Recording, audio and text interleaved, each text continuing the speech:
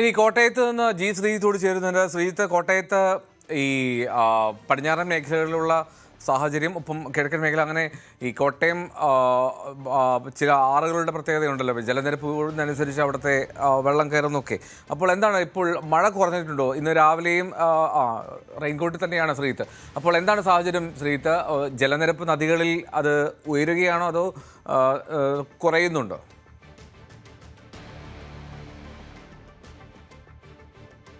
എൽദോ, ചാറ്റൽ മഴയുണ്ട്. അത് മാത്രമാണ്. ഏതാണ്ട് 1 മണിക്കൂർ മുൻപ് വരെ ശക്തമായ മഴയുണ്ടായിരുന്നു. ഇപ്പോൾ ചാറ്റൽ മഴ ഉണ്ട്. അത് മാത്രമാണ് ഇപ്പോഴത്തെ ഒരു സാഹചര്യം. എന്തായാലും വെള്ളം ഒരൽപ്പം കുറയുന്നു എന്ന് തന്നെയാണ് നമുക്ക് പറയാൻ സാധിക്കുന്നത്. അത് പക്ഷേ പടിഞ്ഞാറൻ മേഖലയിൽ വെള്ളക്കെട്ട് തന്നെയായി നിൽക്കുകയാണ്. അതായത് ഇന്നലെ നമ്മൾ പോയി കണ്ട ഇറഞ്ഞാല് അത്തരം മേഖലകളൊക്കെ ഉണ്ട്. അവിടെയൊക്കെ വെള്ളം ഏതാണ്ട് 1 അടിയോളം കുറഞ്ഞിട്ടുണ്ട്. പാലാ മേഖലയിൽ മുന്നറിയിപ്പ് നിലയിലും താഴേക്ക് വെള്ളം എത്തിയിട്ടുണ്ട് എന്നുള്ളതാണ് നമുക്ക് കാണാൻ സാധിക്കുന്നത്. ഇപ്പോൾ കുമ്മനത്തിന് പോകുന്ന റോഡാണ്. ഈ റോഡിൽ ഇപ്പോഴും വെള്ളമുണ്ട്. ഇവിടെയുള്ള വീടുകളിലൊക്കെ വാസയോഗ്യമല്ലാത്ത നിലയിലേക്ക് വെള്ളം കയറി കിടക്കുന്ന സ്ഥിതി തന്നെയാണ് വീടിനുള്ളിലൊക്കെ. അതായത് ഓരോ വീടിൻ്റെയും സാഹചര്യം ഓരോന്നാണ്. ചിലതൊക്കെ പൊക്കിപ്പണിഞ്ഞ നിലയുണ്ട്. അവിടെ വെള്ളം കയറിയതൊക്കെ ചെറുതായിട്ട് ഇറങ്ങിയിട്ടുണ്ട്. പക്ഷേ ഈ പറയുന്ന പ്രദേശങ്ങളിലൊക്കെ ഉള്ള ഒരു പ്രശ്നം, ഈ റോഡിൽ വെള്ളമുണ്ട്.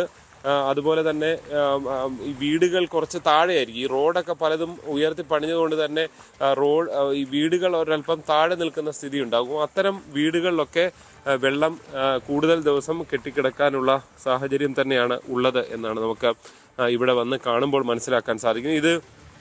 ഇത് തന്നെയാണ് ഏതാണ്ട് ഈ മേഖലയിലെല്ലാം ഉള്ള സാഹചര്യം. പക്ഷേ ഒരാശ്വാസമുള്ളത്, ഈ പേരൂർ പോലെയുള്ള മേഖലകൾ, അവിടെയൊക്കെ വലിയ കുത്തൊഴുക്കായിരുന്നു. ഒരുപാട് ആളുകൾ അവിടെ താമസിക്കുന്ന നില ഉണ്ടായിരുന്നു.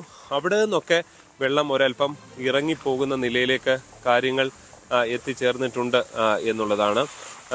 ഈ അയ്മനം, തിരുവാർപ്പ്, കുമരകം പോലുള്ള മേഖലകളുണ്ട്. അവിടേക്ക് എത്തുമ്പോൾ കുറച്ചുകൂടി വെള്ളത്തിൻ്റെ അളവ് കൂടുതലാണ്. പല പ്രദേശത്തേക്കും നമുക്ക് എത്താൻ കഴിയില്ല. നമ്മൾ വാഹനം നിർത്തിയ ശേഷം കുറച്ച് ദൂരം നടന്നൊക്കെയാണ് ചില പ്രദേശങ്ങളിലേക്കൊക്കെ എത്താൻ ഇപ്പോൾ ഈ ഘട്ടത്തിൽ സാധിക്കുന്നത്.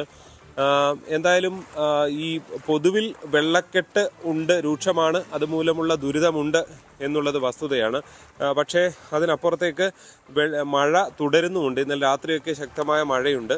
പക്ഷെ അത് തുടരുമ്പോഴും ഒരു ആശ്വാസമുള്ളത്, മറ്റ് ഉരുൾപൊട്ടൽ പോലുള്ള ദുരന്തങ്ങളൊന്നും തന്നെ ഉണ്ടാകുന്നില്ല എന്നുള്ളതാണ്. ഈ വീടിനുള്ളിലേക്കൊക്കെ ഒരു തോട് പോലെ വെള്ളം ഇങ്ങനെ ഒലിച്ച് കയറുന്ന നിലയാണ് ഈ പ്രദേശങ്ങളിലൊക്കെ നമുക്ക് കാണാൻ സാധിക്കുന്നത്.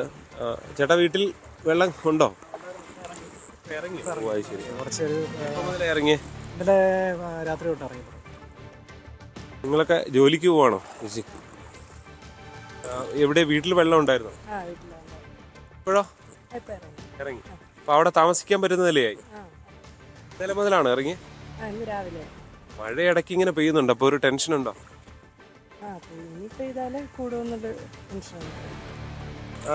ഇതാണ് ആളുകളുടെ ഒരു പ്രതികരണം. ഈ പ്രദേശത്തൊക്കെ വെള്ളം ഇറങ്ങാൻ തുടങ്ങിയിട്ടുണ്ട്. പക്ഷെ വെള്ളം ഇറങ്ങാൻ തുടങ്ങി അവർ ഒരു ദൈനംദിന ജീവിതത്തിൽ ഈ വന്ന പ്രതിസന്ധിയൊക്കെ മറികടന്ന് മുന്നോട്ട് പോകാൻ ശ്രമിക്കുമ്പോഴും പക്ഷേ വെള്ളക്കെട്ട് പലയിടത്തും രൂക്ഷമായി തുടരുന്ന നില തന്നെ ഉണ്ടാകും, പ്രത്യേകിച്ച് പടിഞ്ഞാറൻ മേഖലകളിൽ. ഇന്നലെ നമ്മളൊക്കെ കണ്ട ഈ പേരൂരൊക്കെയുള്ള പ്രദേശങ്ങൾ ആറുമായി ചേർന്ന പ്രദേശമാണ്. അതുകൊണ്ട് പുഴയിലെ ജലനിരപ്പ് കുറയുമ്പോൾ തന്നെ വെള്ളം ഏതാണ്ട് പെട്ടെന്നിറങ്ങി പോകുന്ന നില ആ പ്രദേശങ്ങളിൽ ഉണ്ടാകും. ഇതിപ്പോ ഒരു ക്ഷേത്രമാണ്, പുതുക്കാട്ടിൽ ശ്രീകൃഷ്ണ സ്വാമി ക്ഷേത്രം. അതിന്റെ